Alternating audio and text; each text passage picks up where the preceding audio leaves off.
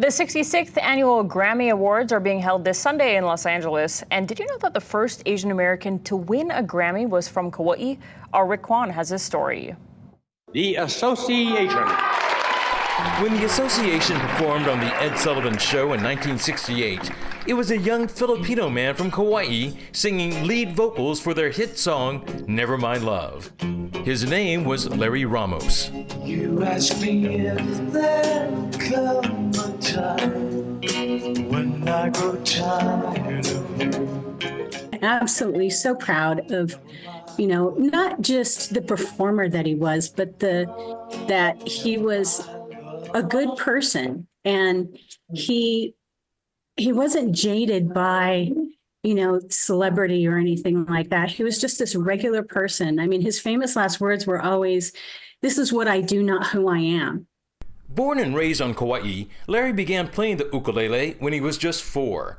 In 1950, when the movie Pagan Love Song was being filmed at the Cocoa Palms Hotel, his musical talent landed him a role, although this scene did not make the final cut.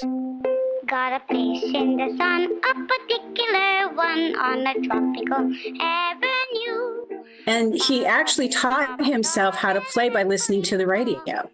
He never could read music, but he would hear something and be able to pick it on the ukulele. After his family moved to the mainland, Larry auditioned for a folk music group called the New Christy Minstrels, but he almost didn't get hired because the producers and sponsors weren't sure if someone of color would be accepted by the audience. And he was told that the Christies had signed on as the musical talent for the Andy Williams show, and they had to check with producers to make sure that he was going to be okay to be on TV. An ethnic person being on TV amongst, 10 other white people. In 1963, their album, Presenting the New Christy Minstrels, won a Grammy for Best Performance by a Chorus. That achievement made Larry the first Asian American to win a Grammy. Never really meant that much to him. I mean, as far as, I need these accolades. But when he was recognized, he was so appreciative.